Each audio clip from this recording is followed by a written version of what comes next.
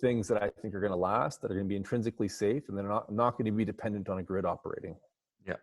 And it's so funny because it's people's just lack of experience and understanding with gardening. $200. Like, I mean, that thing you've got, what's the dimensions? Is it 30 by 40? No, it's 20 by 40. What is your greenhouse? 20 by 40. Yeah. 800 square feet. I mean, shit. I mean, I would be able to grow in a growing season. I mean, in 800 square feet, at least for me doing what I've done, at least $8,000 of food in that greenhouse in a growing year, at least. And really more, because you'll be able to extend the season. You can layer things. There's so much you can do. If people get hung up on the dollar amount, you're already kind of in the woods. Like you're gone. Like you can't think about that in this way. You have to be practical and how you're going to make an investment. But this is, as you said, insurance is a really good way to think about it. So what you said there is really interesting, because yes, if you just quantify the numbers based on dollars and assume certain things, like you're tied into the grid, and then that grid is always going to provide for you, sure, making the case for the blower, as I have, is great. Here at my house, that's what I've got. Actually, our grid has gone down. Actually, we have our Tesla battery system here, and it was quite neat. On Halloween, we had this crazy power out that knocked out a big chunk of the city, and my house didn't even blip. And so that fan kept running, all of that stuff. It was kind of cool to see that.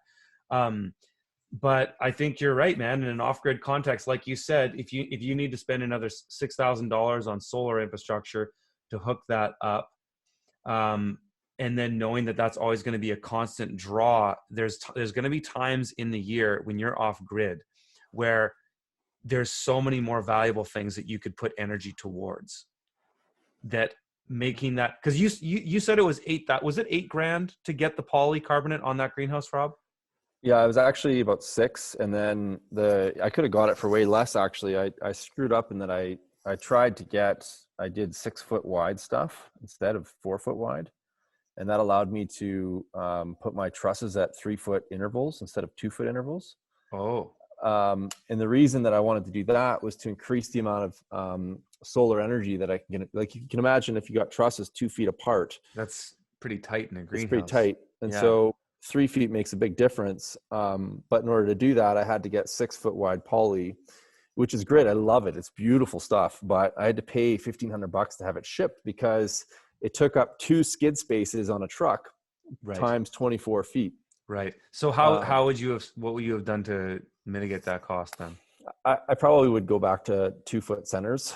Really? Yeah, I think so. It's a pretty steep premium for a 6 foot panel. So you could go either way, but it is beautiful material. Like, if you could call polycarbonate beautiful, this stuff's pretty beautiful. It's nice. How long are those trusses from the top of the roof to the knee wall? 20 feet?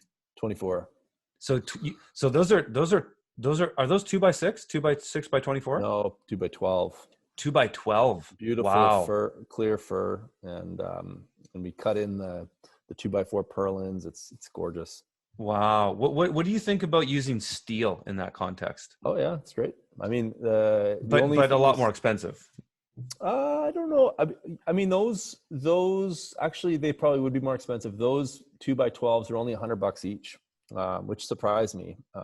So steel would be good, but you're going to get condensation on steel, so you have to make sure you paint it so it doesn't rust. That's right. Yeah, but I wonder if you because a 2 by 6 is 1.5 inches thick, correct? 2 by 12, yeah, 1.5 by, yeah. So, but if you use steel, would you be able to go 1 inch channel? Well, you'd probably use an open web steel member, and so it would basically be two cords, and then you'd have basically like a trellis on the inside, and so the light would come through that. And so steel would be great. Like, you can get great. It's super strong. It can be quite a bit. The web can be quite a bit shallower. Yeah, they'll last forever. You just have to paint them. Yeah, right. Okay. All right. So 419 people watching now. Guys, reminder to subscribe to Rob and Dakota on YouTube. I've got their links in the show notes there. So this one I think is kind of directed at all of us, from Peter. 3 questions for dealing with wet land.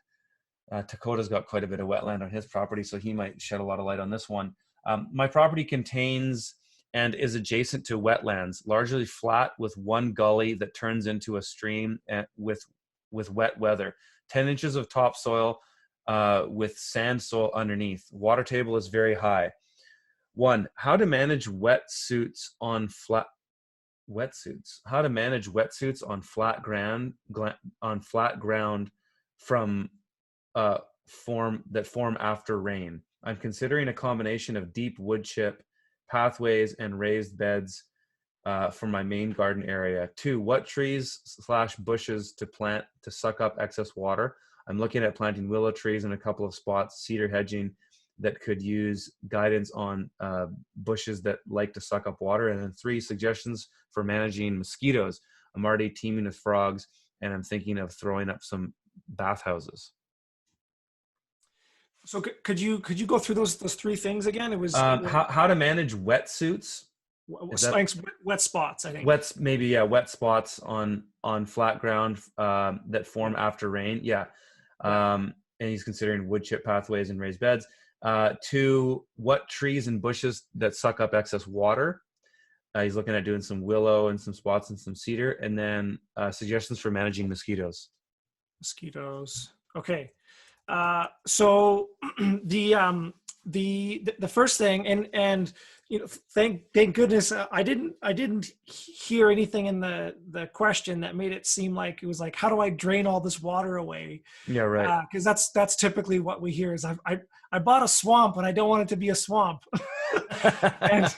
and so Rob and I have the saying that it's like change your goals to fit your geography, or change your geography to fit your goals.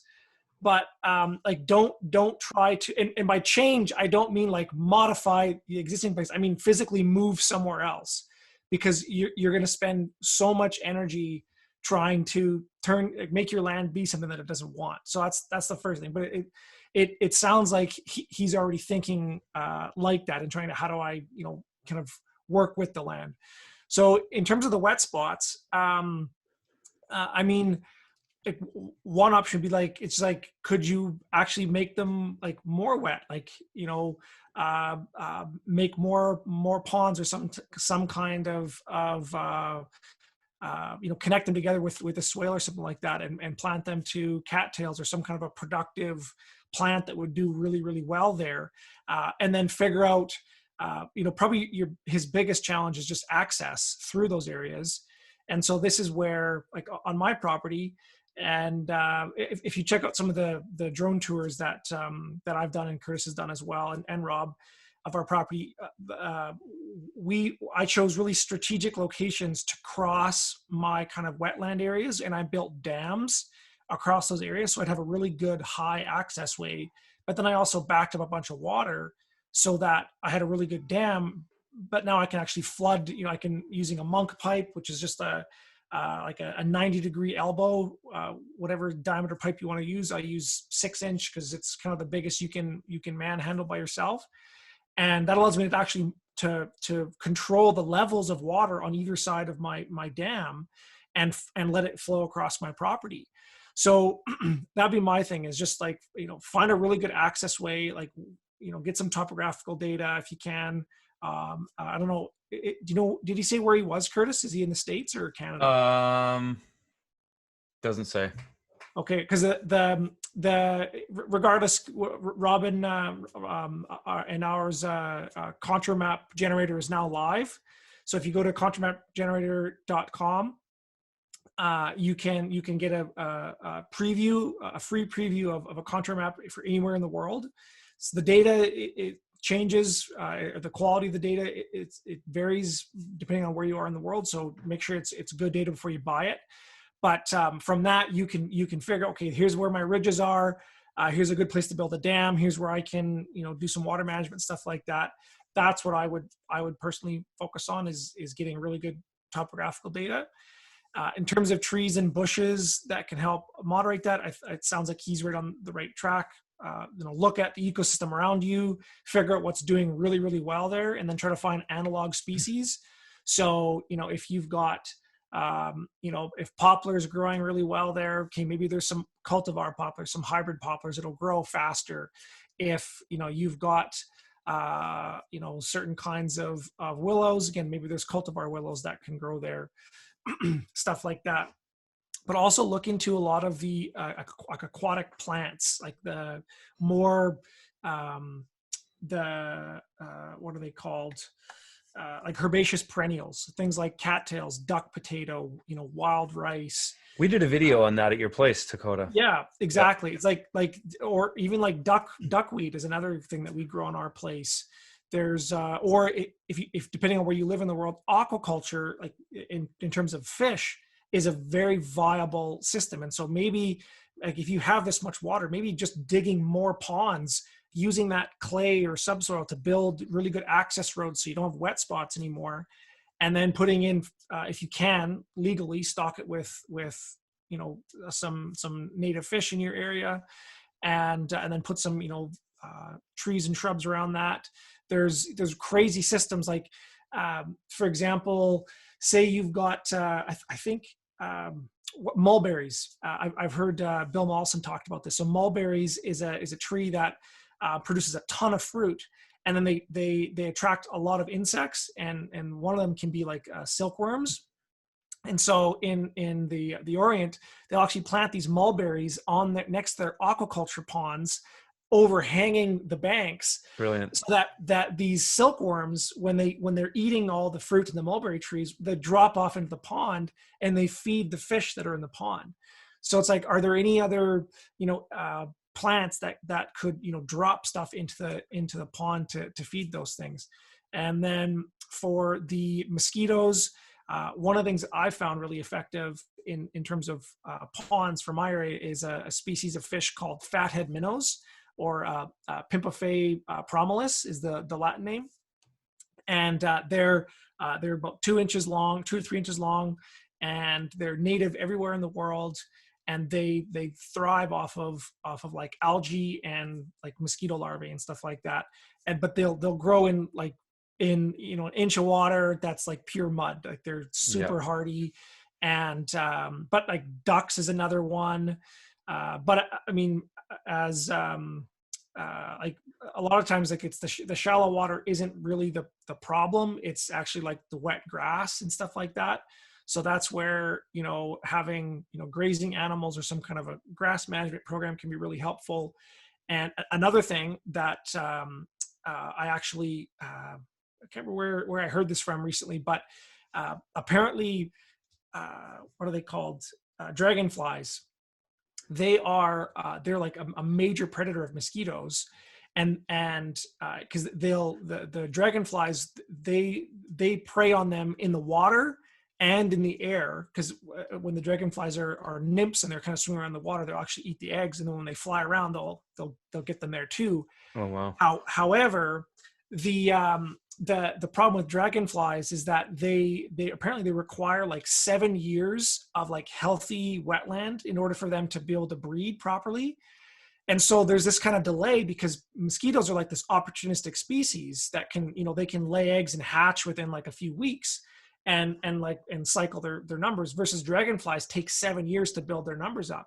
And so if you live like most places in the world where you've got degraded, you know, wetlands, the habitat for these predators takes longer to build up than the pest species. So it might take a while before kind of things get back into the balance. But like birdhouse is a big one that we do.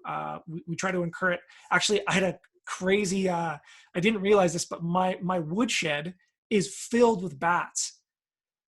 This year, I was trying to start a fire for like a campfire. Normally we don't do it, and I went into my woodshed and I pulled out a big arm, and I heard this like screech, and I had squished this bat. He was like living in the crevices of, because I'd be like, for years I wanted to build all these bat houses. Turns out I've got like 2,000 square feet of bat houses. And because they're filled with what I thought they were mouse droppings, like mouse poop, because it looks the same. And I was like, it's gross. And this whole woodshed is just filled with mice. Turns out it's just they're filled with bats. So that's something else. But yeah, like bats, birds, wildlife habitat, stuff like that. And then Rob, you were going to mention something about chinampas in there as well. You did. Oh. The thing with aquatic systems is they're 28 times more productive than terrestrial ones. So when people have problems with water, they just have to get a little bit more creative. And so some of the most productive agricultural systems on the planet are aquatic. The freshwater aquaculture book, is that it? Yeah.